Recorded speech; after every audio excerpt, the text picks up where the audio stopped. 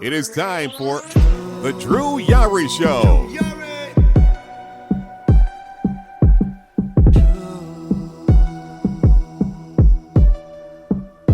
Drew Yari.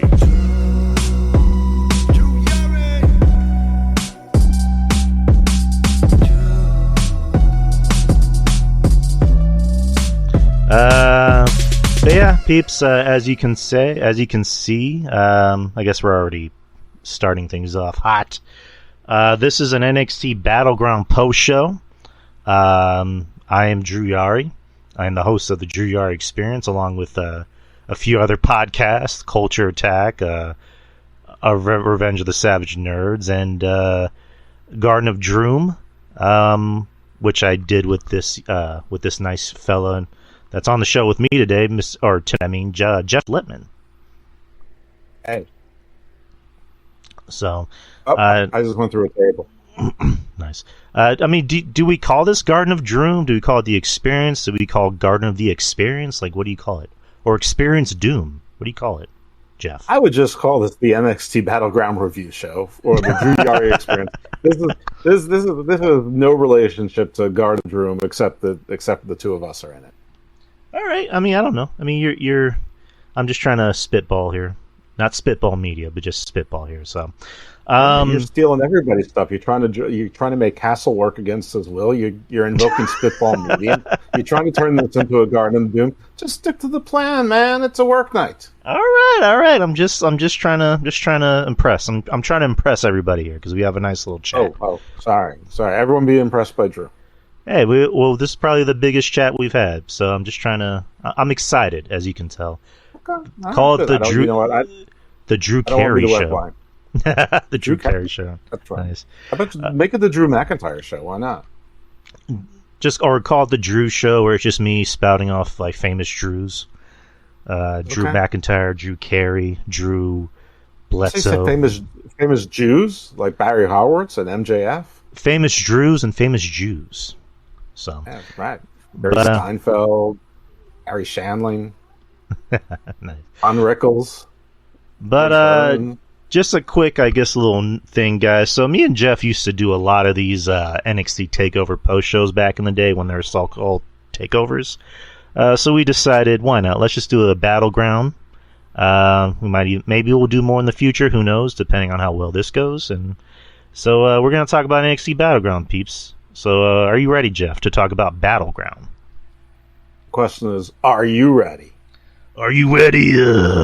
I am very much ready. All right, so let's talk about Battleground. So NXT Battleground was about maybe 10, 12 minutes ago. It was in Enterprise, Nevada, in the UFC Apex Arena. There were 6 matches. Good. The first match on the show was the ladder match for the inaugural NXT Women's North American Championship. You had Kalani Jordan, Sol Ruca, Lash Legend, Fallon Henley, Jada Parker, and Michin. Match was about 12 minutes and 24 seconds. Fun match. Fun match as we expected. I don't think you really could have chosen a wrong choice to win this match. On the Wednesday show with Ruben, I chose Fallon Henley as my first choice, and I was going to go with Jada Parker as my second. Wasn't really expecting, the winner of the match, which was Kalani, but I mean, I'm not unhappy because I like Kalani. I know you like Kalani as well. She was my Rookie of the Year last year, and aside from her needing to improve on promos, she's really good. She's for someone kind of like Jada, for two people that don't really have any formal wrestling training like in the Indies or any other company, those two have really come along nicely. Especially Kalani. So Kalani is your first ever NXT Women's North American Champion, in a pretty exciting match. Yeah, I'm happy for Kalani. Just again, needs to kind of get a little better on promos, but other than that, she's going to do great. What about you? I don't know about Fallon Henley, but the other 2 women in the match had no prior wrestling experience either. Sol Ruca or Lash Legend. The Performance Center has been it's been like a women's wrestling machine factory. The men are behind, but I've said that once already, and I hope not to say it again. I think the match started out a little ugly, a little sloppy. It was mostly Kalani Lash. They couldn't seem to get themselves on the right page of the rhythm, but once they got past that, I thought the match had a really nice rhythm to it and a lot of interesting spots, some things I never saw before, like they were basically doing a wishbone with Kalani over the top of one of the ladders. But I knew that a face was going to win because Roxanne's a heel, so it was going to be a face. So I had the right reason. I picked the wrong person. I picked Lash Legend, and I'll tell everyone why. I mean, Michin is in there not to win. She's in there as the veteran presence to sort of make sure people are in the right space to general the place, and if things break down, to make something work. She was playing the role of Natty, basically. Jada and Michin have sort of a rivalry already, so you knew that they were going to sort of cancel each other.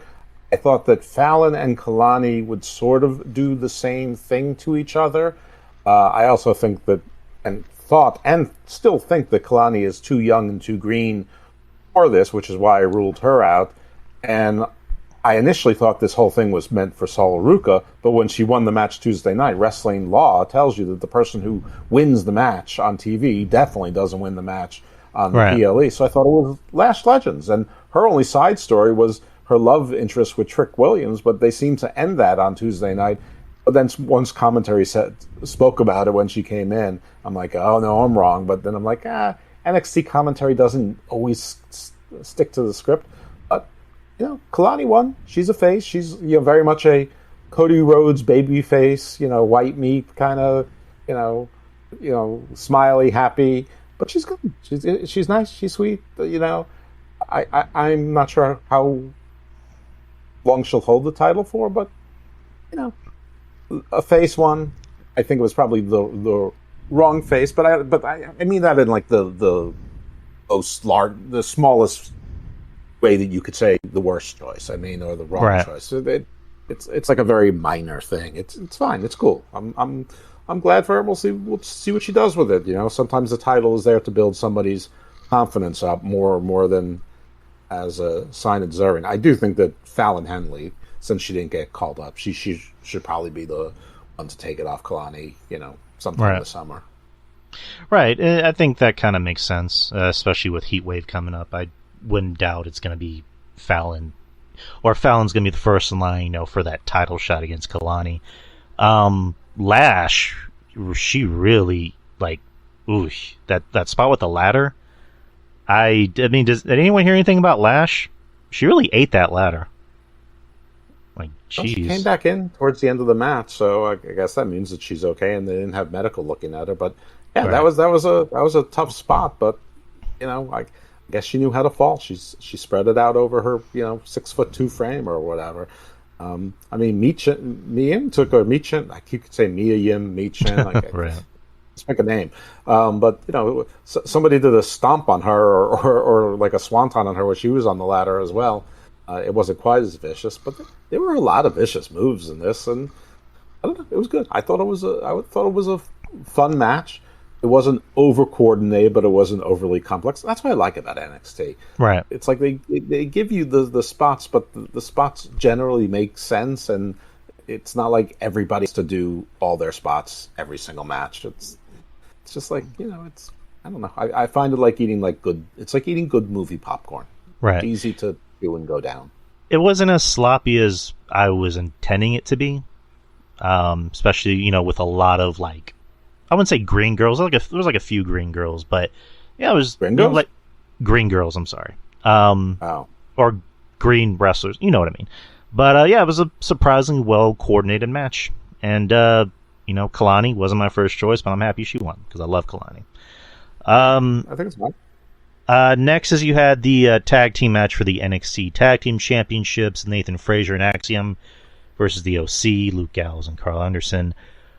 Ooh, talk about no reaction for Gallows and Anderson. Maybe we'll get to no reaction later in the show, but we talk a little bit about Sexy Red for a second. Yeah, sure. Go ahead. I mean, hey, she's not sexy. Her voice is terrible. Her voice, I mean, literally, it sounds like cigarettes and dried crackers. If they were a voice, that would be her voice. And like, how 8 years ago is twerking? I mean, I don't care for her either. I mean, she's not really my cup of tea. I've never heard one song she's ever done, and I'm not trying to like. I did during the commercial for a concert, and I don't want to hear another one. Right, like, and again, I'm not like a rap connoisseur, but at least I've heard at least some songs from people. Yes, you are. But yeah. One of your aliases is late night rap DJ on many nationwide stations. Hey, shh! Don't give away my secret. Shh. Right. But it's like Kevin Castle. He's kind of right. She's a little grimy.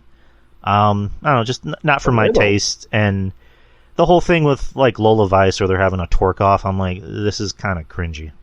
Seriously, I've seen less grimy prostitutes. And again, I love me some Lola Vice, but that was a little too much for me. But yeah, it's Sexy Red. I guess she adds more eyes and ears to the product for people that know who she is. Does she? Okay. I guess. I know that's the theory. I'm not sure if it's exactly true, but okay. All right. Enough. I got my little Sexy Red rant out of the way early. Right. Back to the Good Brothers, a different rant because they get the same reaction as old cigarettes and dried crackers. So back to your point.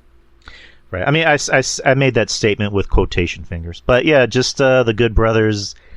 Don't care for them. I mean, even the NXT crowd didn't care for them. I mean, the match itself wasn't terrible by any means. It was probably the best match I've seen the Good Brothers have in a while, but they got no reaction. And I like Nathan Frazier and Axiom. They're a little too milquetoast for me. Just my opinion, but they're a serviceable tag team. They do the nice moves. The crowd likes them. They're likable baby faces. I'd probably pick them over the Czech Republic, the New Catch Republic, whatever the fuck they're called. Oh yeah, they're terrible. Nathan Frazier is about as fast a wrestler as I've ever seen. Right. So he's definitely impressive. I think they have the wrong one wearing a mask and not talking. Although Axiom does talk a little bit. Axiom is really good, but he's really small. I mean, I don't see there being any hope for him on the main roster. I know you can point to Rey Mysterio all day long, but Rey Mysterio was a legend before he ever got to WWE. Right. He was already a made man. Axiom, it's just like minor league all over him. But the big overblown hubbub of the last couple of days is Ricochet. And listen, I like Ricochet, but I don't love Ricochet. He can't cut a promo. He doesn't have much of a character. And people are like, how are they going to replace him? Well, you couldn't replace the Ricochet that did his matches with Will Ospreay in Japan, but you can replace the Ricochet in WWE with what they want from WWE with a number of guys, including Nathan Frazier and Wes Lee and Axiom. And while they're at it, I mean, you've got Dragon Lee. You have Cedric Alexander. People, Ashante Adonis can do most of those moves. There's already tons of guys there that can do what they ask Ricochet to do. Logan Paul can do most of what they ask Ricochet to do. Not to bury on Ricochet, but I don't think that's much. It's going to be all that big a loss, if in fact it even is a loss, because there seems to be some dispute in the wind now. Maybe it's just Meltzer being stubborn. Again, I don't care. I'm agnostic either way on it. But I don't like the Good Brothers. I don't dig the tag team of Axiom and Frazier. To me, they're too small. They don't have much personality. The NXT tag team titles have been on a series of teams. The Angelo family, and they just had no prestige. And they feel like they're unimportant titles. They're not on like real tag teams. And they've got when they had Garza and Humberto, I think that might have been a good choice. They out of the mud. There were teams that seemed to, even Gallus, they always doing the Freebird thing. I'm just not into small wrestlers. I'm definitely a sizist. But out of the two, I know. Frazier, talk less, wrestle more. Yeah, I mean, tag teams in WWE in general are kind of like on a downslide. There's really, I mean, last year you had Judgment Day, but now Judgment Day is on a they're kind of imploding. Well, by kind of, I mean they are. So, I mean, you can't really pick a tag team anymore. There's just thrown together teams that you can't really say, hey, they're doing something. I mean, I don't know. But you always have the Usos. Yeah, they'll be back together soon. Next is... Go ahead. No, I was going to say this was my least favorite match of the tag team match. Yeah, probably mine too. Next is you had the NXT Underground match. You had Lola Vice versus Shayna Baszler. I mean, it was a fun match. The Underground matches, they are what you think they're going to be. They're not actually going to hit, or they're not actually going to hurt each other. They're not actually going to do anything that's overly violent. It's just for pure entertainment, and yeah, I like them. They are what they are. Maybe I like them a lot better than the Heritage Cup matches, like that's for sure. But yeah, this match was just serviceable for Lola to get over, and it did its job. Lola got over, and she got to show more of a badass side to her. And I said on the show, I kind of gave an unpopular opinion about Lola. I mean, the horny teenager in me likes when Lola does what Lola does, the shaking her ass and all that shit. I still kind of, the horny adult in me kind of likes it too. But I think eventually she's going to need to tone down the twerking and shaking, because she's eventually just going to be known as the girl who shakes her ass all the time. Yeah, I know, Kevin Castle, I know you love it, but I'm not saying don't do it in general. I'm just saying, like, tone it down and just be more you. Be someone who's no. Stacey Keibler, any. Well, Stacey Keibler couldn't wrestle, but yeah. But I thought this match was surprisingly good, and I thought it was surprisingly vicious, and at times looked surprisingly realistic. Right. So I thought it was really good. And Lola needed to win this match, and she won. And Shayna's like 41, 42, and she's putting people over. I know that there's an element of people, including our brother Monty, who thinks that Shayna should be the WWE Women's Champion. Give her one run. She's not getting one. No, it's not happening, dude. But God bless. This is what she's doing. Yeah, God bless Monty. He's very loyal to his people. But this was the right move. Lola Vice is a star of now, and she's going to be a star of the future. Whether she keeps up the shaking or not, she has to figure out when to do the shaking. The shaking just for shaking's sake, it isn't anything interesting out of the moment. Even Kevin Castle can get used to anything, right? So, but Mandy Rose was always acting sexy. So, and she just figured out a way to do it sometimes that was almost unconscious. It was just always there. And I mean, I know that she's like a walk goddess, and but to some people, Lola's probably a walking goddess. Anyway, yeah, I think I agree with you. She does a little bit too much, but I think at the end, after she won, because the whole rift between her and Shayna was she's dancing too much, sort of like they did with Daniel Garcia and I don't know what was it, Matt Maynard for about 3 weeks until they dropped that storyline. Mm-hmm. I mean, so she won and she shook it. She did her dance because I won, so I'm going to dance if I want to. That makes sense. Yeah, like you said, that makes sense because, because she did that when she was in MMA. She would win and she would start dancing, and yeah. But Metalhead Petey's asking, "Where's Gigi Dolan?" She's hurt. She's injured. That's the report. And as of now, the storyline with Ariana has been dropped. So, what'd she get hurt doing? Training? How did she get hurt? I just saw a report saying she got hurt. Hold on, let me pull it up real quick. Gigi. I keep asking Ariana Grace on X, "Where's Georgina?" But she doesn't answer me. Okay, update on not Jordan, but a serious knee injury. I don't know where she did that serious knee injury, but okay, because she hasn't been wrestling in a while. I'm assuming. I guess in training or. Yeah, probably. Okay. But yeah, this match was fun. Like you said, it was fun.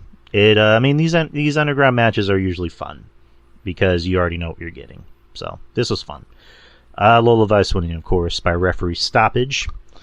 Next is you had a triple threat match for the NXT North American Championship. Oba Femi, Wesley, Joe Coffey. Oba just looks like a star. Like I say this time and time again. He looks like a star. He has an entrance like a star. he walks to the ring like a star. Just that like stuttering like step that he takes when he walks to the ring to kind of like go to the beat of his music. The beat of his music and everybody chanting, "Oh, oh!"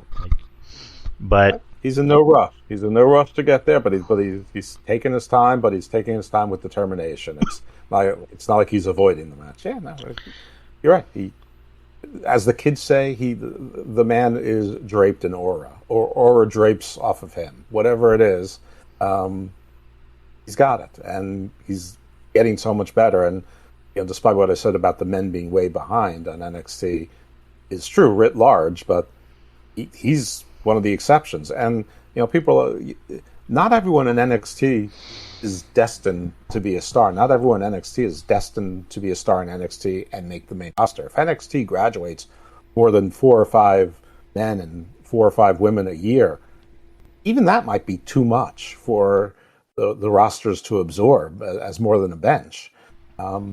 So, Ron Breakker made it. He's got it. He's it. They're trying with Mello. So, and there's others. They brought up a whole bunch of women as well. Obafemi, he'll be called up, next year's draft, whenever it is. And yeah, looks like $1 million and works great. And this match with Wes Lee is great.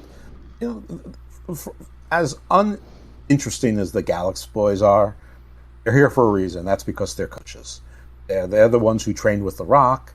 They're there to make sure things don't get messed up. They're player coaches, and they do that free bird thing. So, they can always win if you want them to win. They can be up and down the card. They're very versatile.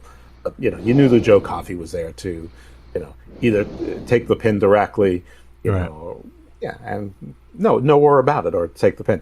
The only thing I'm surprised about, I knew the other guys were going to get involved and they were going to beat up Wes Lee a bit, is I was surprised that the Rascals did not come out to rescue Wes Lee during the match, or certainly during that second backstage segment. They're going to come out on Tuesday. Then I saw, and then you saw Trey Miguel tweeted, WTF. With a bunch of exclamation points, and I said, "Where were you?" with a bunch of question marks. So yeah, Tuesday night, Wes Lee will definitely be reunited with MSK Plus or the Rascals, whatever they want to call themselves, and do some of those crossover programs, which will be fun for him, and it bide some time, and it's good for Impact or TNA, whatever. But doesn't take away from anyone on the main roster. But Wes Lee is someone who he could and should be on the main roster right now. Right. Of all the good things I said about Oba, I only have maybe one tiny criticism of him, and is that I think he's maybe a little too giving when it comes to working smaller wrestlers. Like, I'm not saying he needs to be, working a Frankenstein match like Undertaker in the early 90s did, but there's just some spots in here where I'm like, why is however tall Joe Coffey is doing fucking Death Valley drivers to him and suplexing him? Like, that should not.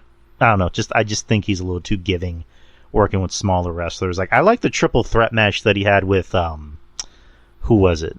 Dijak and Josh Briggs last month, or from Takeover before Mania. I thought that was probably the better triple threat match. This match was fine. It was serviceable, and a lot of it was for Oba to just show his dominance. I just thought maybe he's a little too giving, allowing guys that are smaller than him to, use power moves on him. That's just me. But, the spot where Gallus takes him out in the back, in the outside of the ring, and then they show that sweet shot of him just rising from the ground and just taking everybody out, and in the end he just power bombs Wes Lee to the ground, and then power bombs Joe Coffey and gets the win. It was an impressive win, but I thought maybe he was a little too giving for, both guys. But again, that's just me. It doesn't. I disagree with you on that for right. 2 reasons. One is that he's in a 3-way with 2 guys who are smaller. He didn't pick who he was in the match with. I think originally it was supposed to be Ivar, but his back is shot. He needs surgery. So he's in there with 2 smaller guys, so he has to give. Otherwise, the match would just be a 5-minute squash, and that's not what they were booked to do. The other thing is, he's still in developmental, so he has to learn how to take power moves from smaller guys. at some point he's going to be asked to be in a ring with someone like a Dragon Lee or a Rey Mysterio or even Dom Mysterio, and he's going to have to take a power move and learn how to work with smaller guys. So, it is very much still, it's like a teaching hospital where, even though the person has small hands, they still have to learn how to do the deep surgery, which is an analogy that probably makes no sense whatsoever, because it's probably not based on anything, but it's all I could do. But it's just part of his education, his learning. He's got to learn to work with smaller people and be giving. So I don't think he's too giving with it. I think they told him to be giving. Right. Okay, you're right. Again, I hope this isn't like a thing on the main roster.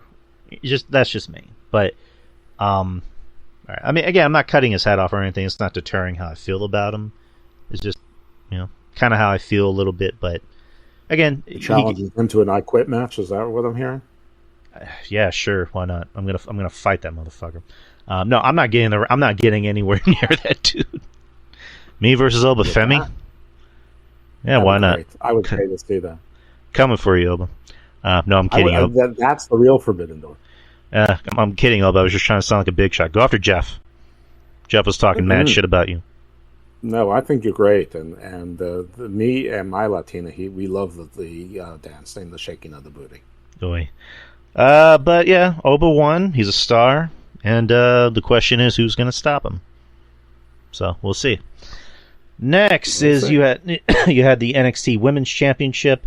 You had Roxanne Perez, the NXT Women's Champion, versus the TNA Knockouts Champion, Jordan Grace, which is still surreal to hear, TNA on WWE programming, and the fact that they were advertising this match pretty heavily.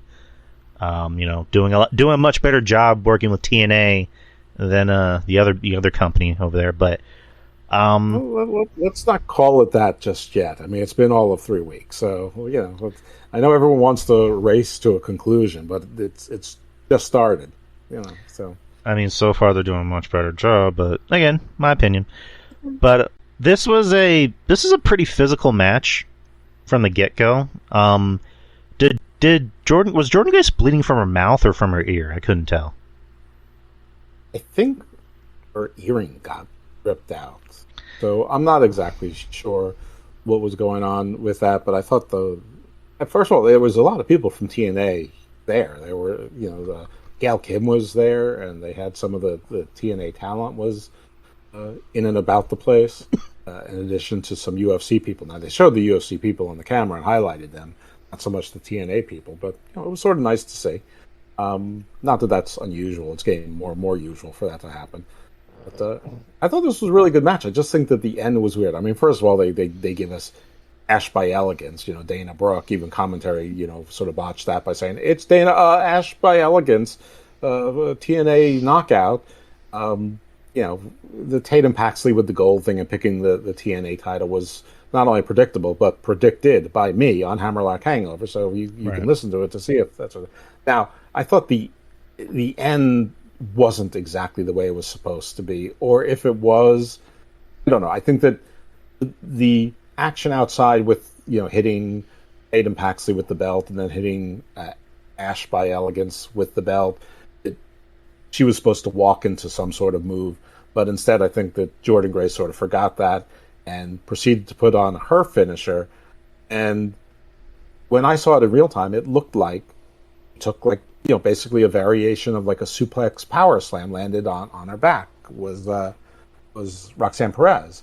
And you said, no, I think that she reversed it. And I'm like, I don't think I saw that. Then I saw it on X in replay a couple times.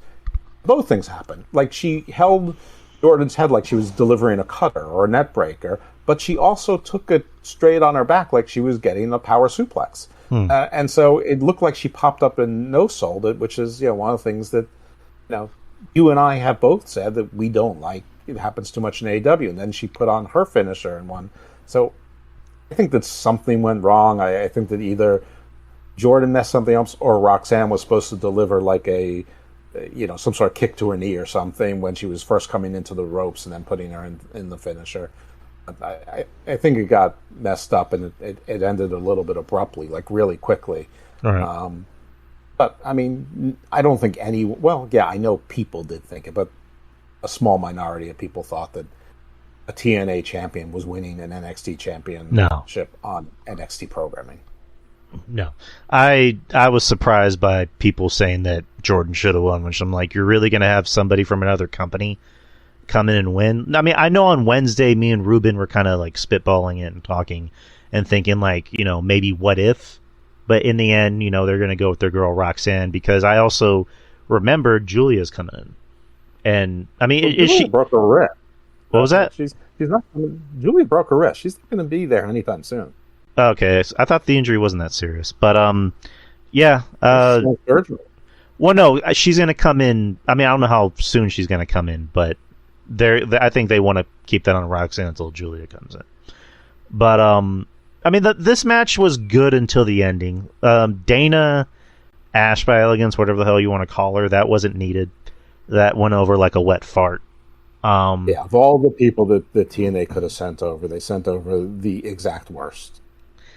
Like it would have made sense if Gail Kim jumped in and took the belt from Tatum and gave it back to Jordan. Like that would have made more sense. Instead, you have somebody that has never gotten a reaction once in their life. So, or if that's an ongoing story in TNA, they should have told us that instead of the 900 commercials they did for people like Josh Briggs or whatever during the course of the show. They should have told us what's going on in Jordan Grace's world in TNA if that mattered.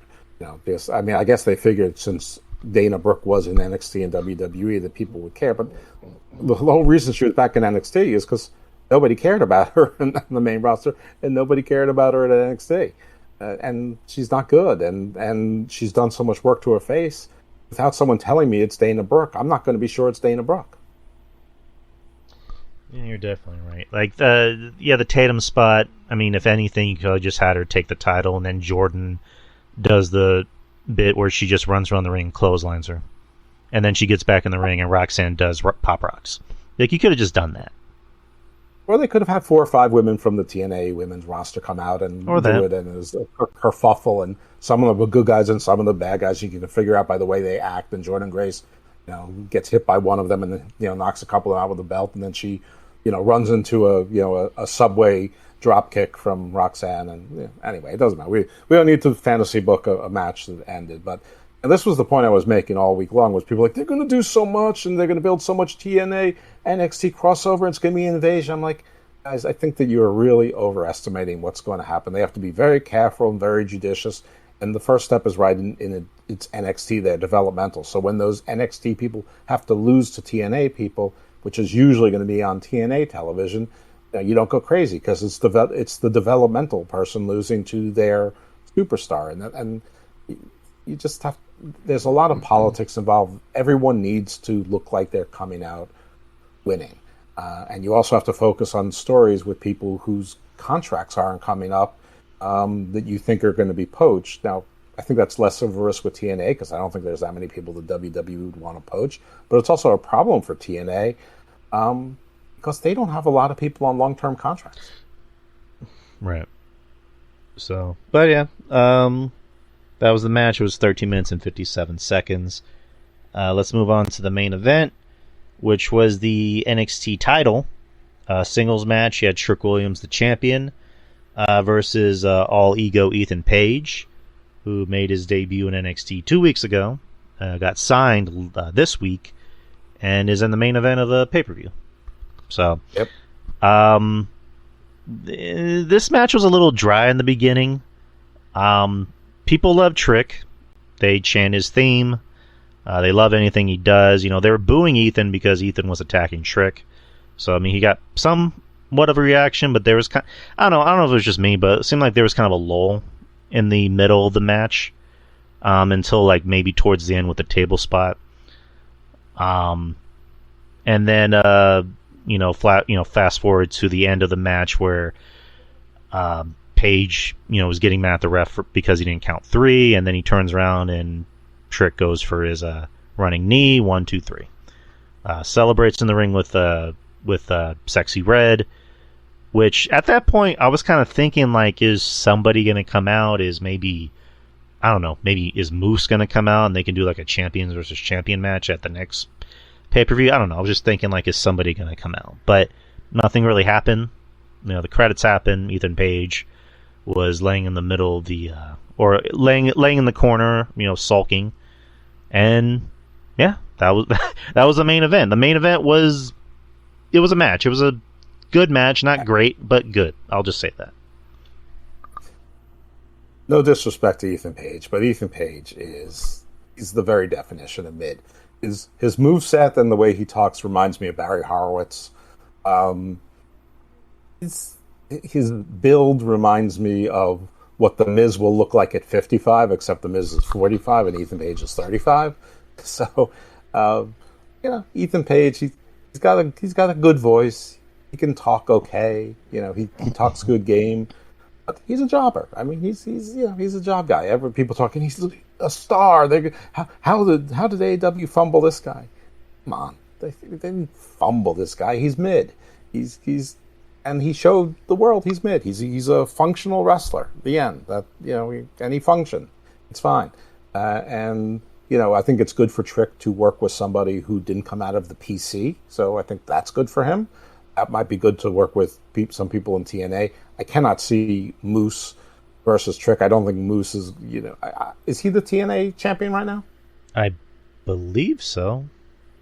I can't see him. Go ahead. I thought it was Dolph. I thought. Wait, now I'm confused. Is it Moose or is it Dolph? Who's the TNA champion? People. Dolph is definitely not the TNA champion. Dolph, I think Dolph is like the AAA mega champion. And he might be like something like they have something called like the digital media champion. So right. He might be that. But he's not. I think Moose, I cannot see Moose agreeing to lose to the minor league developmental champion.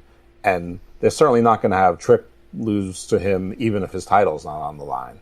I mean, they have too much invested in Trick, and he's, you know, already a bigger star. I mean, that's the reason why these crossovers are always either more modest than you think or don't work out. You know, I mean, if anyone can point to me any time where a bigger promotion worked with a smaller promotion and it worked out for really well and benefited the smaller promotion for any sort of reasonable, medium, long term, I'd like to hear about it, because a couple people said ECW, which went out of business at least 2 times since that crossover, and WWE was subsidizing it for whatever reason. I'm not really sure. And somebody said something about WWWF and a Japanese promotion in the 70s, which, A, I'm not even sure if it's true or not, but B, WWWF in the 70s was a territory in the NWA. It was not a giant company. So if that company was even a mid-sized company in Japan, they were probably of co-equal strength. So I would disqualify that one. But it's never worked out. It didn't work out with TNA. It didn't work out with Smoky Mountain. It didn't work out with NWA. It certainly didn't work out for AAA and AEW, and TNA Impact with AEW. Certainly isn't working out for New Japan and AEW. So, you know, they have to tread carefully, and they have to be smart. They have to be smart about it and make it a win-win for everybody. I don't know. I mean, it's one of those things of like I'm enjoying what I'm seeing so far, but you know, again, it's a wait and see kind of attitude. But who knows? Who knows what will happen? But yeah, Ethan Page, it was definitely surprising seeing him debut on NXT, because it was just like, oh, I didn't expect that, because usually a lot of these, you know, journalists, quote unquote, are the first ones to be like, you know, so and so might, or so and so has already signed a deal with WWE and blah blah.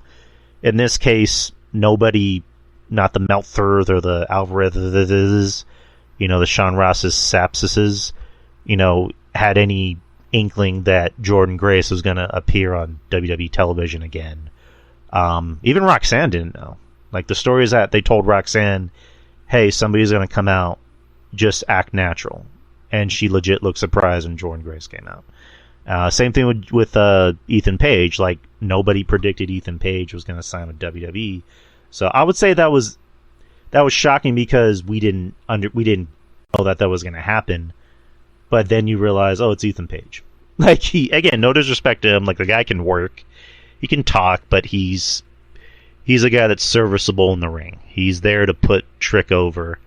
And I hate to body shame the guy because I'm not exactly, Mr. Fitness America myself, but he does not. I mean, I'm not saying he has a bad physique, but The Miz has a better physique than him. Like, he probably has he looks. I don't know. I don't know what you just said not too long ago, where it's like he has the physique of worse Miz or something like that. Yeah, he looks like how the Miz will look when he's 55 in 10 years. But he's 10 years younger than the Miz. Yeah, that was boy. I mean, again, I hate to body shame the guy, but I don't know. It's just weird. But what is this 2024 nonsense? This is an aesthetics business. It's show business. There's a reason why the handsome person and the beautiful person get titles. No. I get. There's a reason Shayna Baszler would never be the world champion. She's ugly. Jesus Christ. I get that. Okay, I get that. I understand that. It's just, I don't know. Proceed with caution. Just say it. Don't be afraid to say the truth. Not being afraid to say the truth is half the problem with our society these days. We can't say anything. No. You know me. You definitely know me. I'm not afraid to say what's on my mind. I just, I don't know. You and me are different. You're evil. I'm, Diet Coke evil. Anyone that's ever seen Austin Powers will get that reference. But, anyways, that was. What was that? This match was just okay. It was fine. Trick won. He was supposed to win. Yeah, there were people who thought Ethan Page was going to win, and there was going to be like, there were people like booking that Lexus King and Shawn Spears were going to form like a sort of like a imitation outsiders kind of thing, and I'm just like, no, none of that's going to happen. Yeah, but that was NXT Battleground, people. I hope you enjoyed the review. So overall, Jeff, what is your number grade for this pay-per-view? I'll stick with letters as opposed to numbers. I think it was a nice show. I think it was easily digestible. I think 2.5 hours or just a little over is perfectly fine for NXT. I didn't love the Apex Center. Actually, it felt not much bigger than the Performance Center. I understand why they did it, and they sold out at only like $250 a ticket, so they made a whole lot of money with no rent and all of that other swell stuff. But I would have preferred that they were in a 5,000 seat building where you could actually, it wouldn't feel so studio-like. But that did take away from it a little bit for me. Not that much because I'm used to that being the NXT environment, but not their PLEs so much. I would say the show was just okay. It wasn't great, but it was good. If it was an afternoon, I probably would have graded it higher. Shut the fuck up, Jeff. What's your grade already? I just asked for a grade, not an essay. I didn't say B+. I'll give it a B+. I'll go with the same grade as well. It was a serviceable show. It's 2.5 hours, so you can't really complain too much. It ended before 10 p.m. Central Time here in San Antonio. Best match, worst match. What would you give out? Well, the worst match, I'm going to stick with the tag team match. Best match, because it was almost exactly what it should have been, would have been the North American Championship men's. So that was my favorite match. The worst match was the men's tag team championship match. Yeah, this is a crazy coincidence where we actually agree on the same thing. The worst match being the tag match. I just did not care. I got up and reheated some Fideo from the other night and just ate it while barely paying attention to the match. Best match, like you said, the North American women's title. It was surprisingly a very fun match. I said North American's men's title was my best match. Okay, I heard women's for some reason. But yeah, I love the women's. The women's North American title match I thought was really good. The men's was actually very good too, so it might be a tie for both North American titles matches. But I want to give credit to the North American women's match, just because like 5 out of 6 of the women there are basically rookies. Some of them not even, barely rookies. So, and while Sol Ruka has been in the business for more than a year, she was out for 8 months of that time. So, the fact that they were able to that together as well as they did was a real credit to them. So I don't want to sell that match short at all. I think that they overachieved. I mean, I was really worried based on the constitution of who was in the match. I mean, you basically had Meechin and Fallon Henley as the only close to veteran levels. Lash has been in the business more, but she's been more of sort of like an act on the side than an act in the ring. Right. What else? I don't know. But both North American title matches were good in their own way. The women's was surprisingly good because, like you said, there was a lot of green, minus Meechin. But yeah, I mean, all 6 women did a great job, and there wasn't really a lot of sloppy spots except for maybe 1 or 2, if I can guess. But and then the men's was good. It was a vehicle to get over 2 things: to get over Oba, obviously, and to maybe plant the seeds for the Rascals coming in to help out their boy Wes. So, but both matches going there, and fighting Gallus is perfect. I mean that's what Gallus is there for. Exactly. But that was NXT Battleground. That was our post show. This was a lot of fun. Oh, wait, go ahead. You forgot to mention one thing. What? Cody tweeted that he's going to be there Tuesday to maybe see some old friends. Ooh. Mm-hmm. I'm interested. So, Cody Rhodes teasing that he's going to be on NXT this coming Tuesday night. Nice. That should. And of course, everyone's wondering about. Does that mean Ricky Starks is going to be there too? Maybe, I don't know. Nobody knows anyone's contract there. I mean, but Sean Spears was one of his best friends. But Sean is playing sort of a villainous type of character now. So, who knows? Who are some of his other old friends? Was he friends with Brian Pillman Jr.? I don't know. Yeah, NXT is definitely must watch this Tuesday. Should have a nice little bump in the rating. Actually, the past 2 weeks, NXT has been doing pretty well in the ratings. They've gotten they've gotten pretty close to AEW. I mean, this past week they got a 768 or a 730 something. Yeah, no, they did. They had 760s, and AEW was 780s. And this week, with Cody and AEW being against, I think it's Game 1 of the NBA Finals, the championships is Wednesday night. So probably Game 3. Real sports doesn't really have that much of an impact on AEW, or at least not as much as it does on WWE. But it has some impact, 5%, and it'll be fun to see. I think this whole, NXT. I would love to see NXT beat Dynamite, but this whole thing where people saying WWE can't beat AEW, or AEW beat NXT. No, Dynamite beat NXT, but NXT beat Collision and Rampage, and some weeks it beats Collision and Rampage combined. Probably this week will be one of those weeks. So it's it's the constant reshaping of the battlefield is. I think the kids call it goalpost moving. How well do you think the ratings are going to either improve or stay the same whenever they do go to CW? I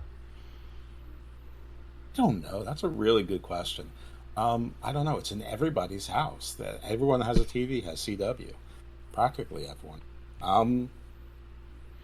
I hope that it doubles it. I mean, I don't know if that's going to be the case, but I hope it starts doing Raw against Monday Night Football numbers, 1.4, 1.5. Won't. It probably won't. It'll probably, it'd go to 9 or, a million or whatever. But, I can hope. I mean, I hope so. I would think it would, because like you said, CW's basic cable. So, sounds like it's a vehicle to get bigger ratings. So, we'll see. But even if you don't have cable, if you just have antennas, you probably get the CW station in your market. It's like Fox. It's True. Like a broadcast. True that.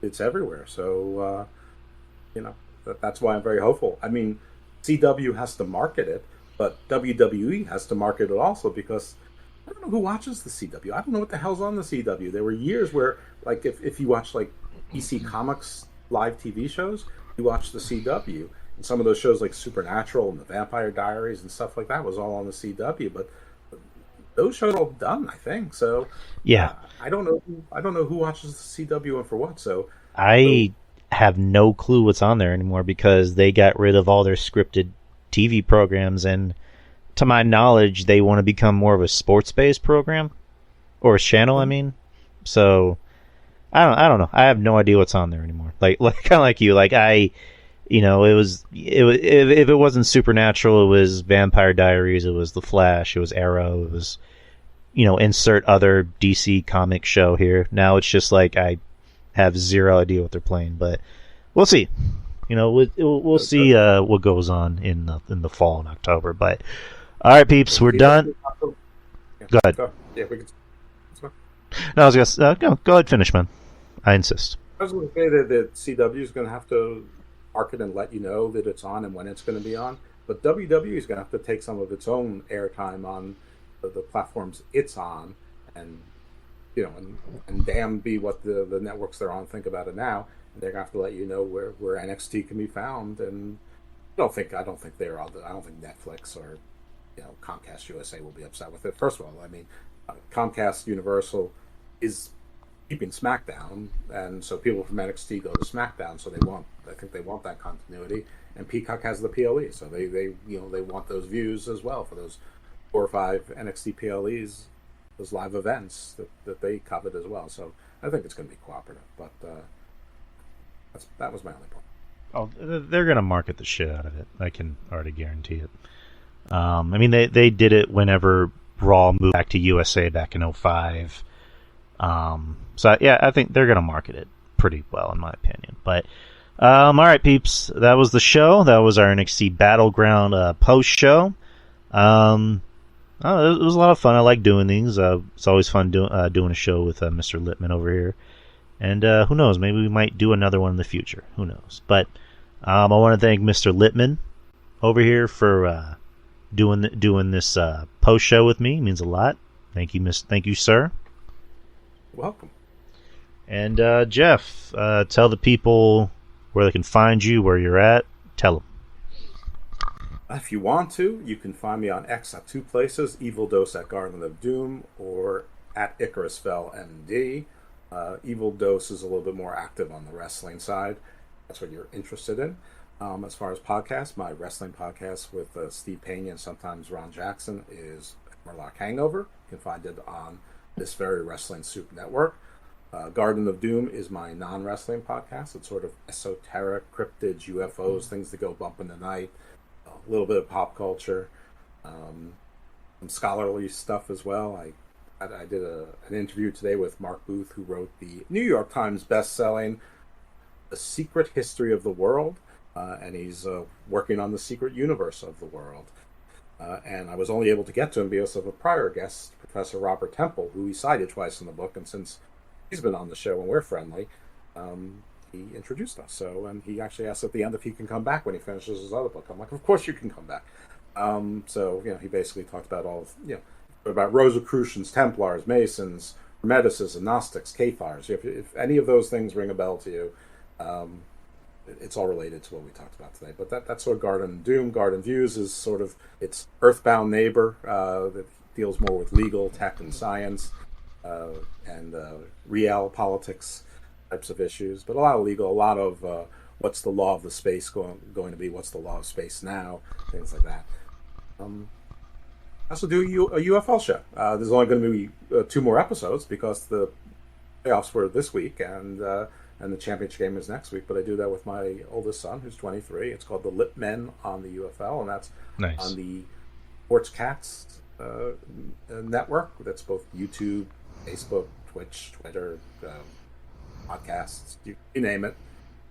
And you'll find me in assorted. I did the Hameen Media Group, Channel Attitude, Smack Attack today. I filled in for John Enright. And of course, every now and then you'll find me with Drew doing review shows like this, or the Garner and Drew. I understand you're going to make those public and drop them at some point, and that might be fun to listen to those again. Yes, sir. Just to kind of fill everyone in, I'll make it quick. We had a Patreon for a while, then we decided to shut it down. But the shows are now public. The show I did with Ruben, Culture Attack, that's now in the public, and we've been doing new shows recently, And Ruben, I gave Ruben the old episodes, so every now and then you'll hear a retro episode. So look for that to happen. We talk about movies, TV shows, everything going on in pop culture, what have you. We did a new show, I think like last week, so look for that. There's a YouTube channel and a TikTok where Ruben actually puts up like short little clips. It's pretty cool. Ruben's the man. He knows his shit. And then RJ the Brooklyn Savage, me and him do a Revenge of the Savage Nerd show where we just talk about comic books, nerdy stuff, Marvel, DC, what have you. We did a new episode not too long ago, and recently I've been putting out old episodes, retro episodes. So we're trying to get a new episode out pretty soon. We just need to figure out a schedule. And then Mr. LIPPMAN over here, we did a show called Garden of Droom, where the plot of that show was me giving Jeff a homework assignment, him doing his studying, and then he just comes on the episode and basically just gives us a lesson on everything he learned, and it's pretty interesting. And every now and then we'll talk about movies and TV shows and what have you. And with these post shows, I don't know, hopefully we can do more. Hopefully maybe we can do the Heat Wave. I believe that's going to be next month, on the same weekend as Money in the Bank. So we'll see. I need to talk it out with Mr. Jeff over here. But the Experience, the main show that I do every Wednesday at 9 p.m. Central Time, 10 p.m. Eastern, is right here on the Wrestling Soup Discord. I do it with my good friend Justin from Spinebuster Tees. He has a wrestling shop here in San Antonio. So if you're in the area, come visit at the Wonderland Mall of America. If not, there's a website, spinebustertees.com. If you're a wrestling fan and you like Funko Pops, action figures, wrestling memorabilia, shirts, he's got you covered. So spinebustertees.com, and the man's name is Justin. So and then Twitter X, DY Experience, and then I have a YouTube channel. So anyways, guys, we are done for the day. Thank you to everyone that did show up. And I will see you this Wednesday. Same time, same channel. And next week is going to be Clash of the Castle. So we have another event to look forward to. So anyways, guys, take care. Have a good night. Have a good weekend. Hope you enjoyed your weekend, and peace out. Hey, my friend. The Yari Show begins now.